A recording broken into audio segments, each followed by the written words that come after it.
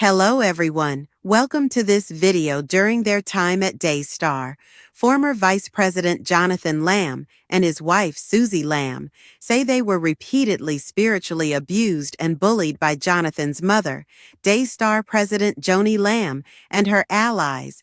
Most blatantly, they say, Joni ambushed the couple by bringing in Christian heavy hitter Jimmy Evans, founder of EVANS, for a meeting on July 11, 2023. Not only did Joni shame her son by telling him his wife had him by the balls, but Evans pressured Jonathan to submit to his mother, claiming she had godlike authority. Submission means she is the voice of God to you, Evans told Jonathan and Suzy on a recording the couple gave to the Roy's Report, TRR. "I'm sorry, can you clarify?" Jonathan asked. "She's the voice of God to me?" "She's the voice of God to you," Evans said. The contentious meeting came about 2 years after Jonathan caught a family member in a compromising situation with his daughter and accused him of molesting the girl. As reported previously by TRR, Jonathan and Suzy claimed that Joni and her late husband, Daystar Co-Founder Marcus Lamb, immediately defended the family member and declared him innocent. This caused a major rift in the family. But a few weeks later, in late August 2021, Marcus told Jonathan and his brother-in-law, Jonathan J.W. Weiss, that an internal investigation had cleared the family member. The couple found out much later about critical deficiencies in that investigation. Then, in November 2021, Marcus died unexpectedly from complications related to COVID. On June 10, 2023, Joni married Doug Weiss, a sex therapist and repeat guest on Daystar TV, who's no relation to J.W. Weiss. Doug Weiss had filed for divorce from his wife of 30 years on January 27, 2022, just 2 months after Marcus died, and according to Jonathan and Suzy, the meeting with Evans in July 2023 was an attempt to bully the couple into publicly supporting Joni's second marriage.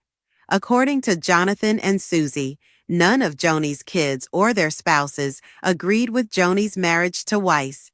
They all believed Weiss lacked biblical grounds for divorcing his wife, and that by marrying him, Joni was committing adultery.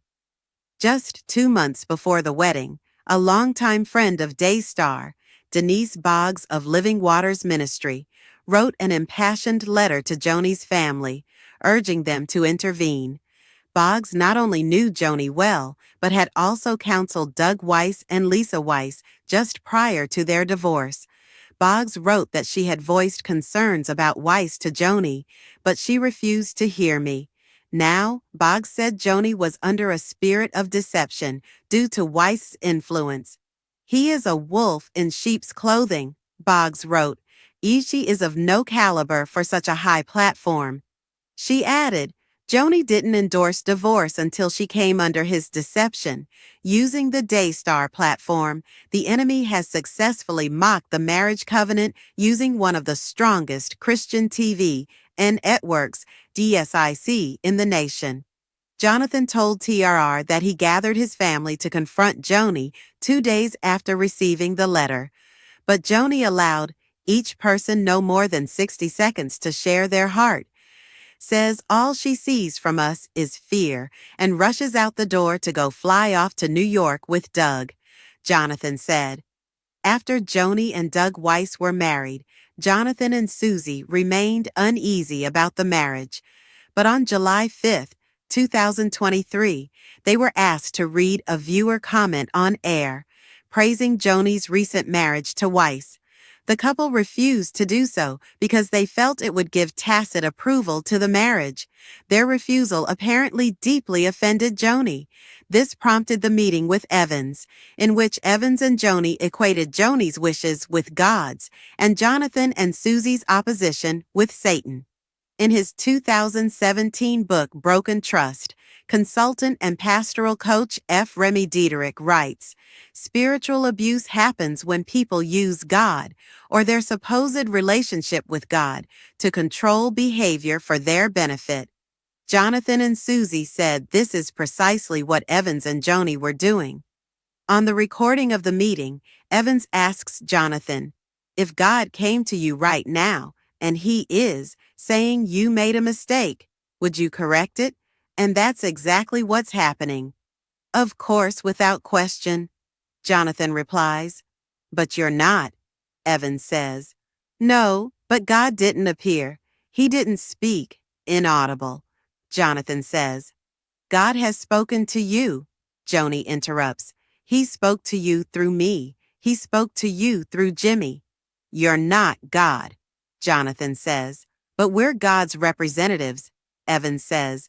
"We're God's representatives," Joni repeats. Joni and Evans also appeal to their ministry experience as a basis of their authority over Jonathan and Suzy. "You've got 80 years of experience sitting right here talking to you," Evans says.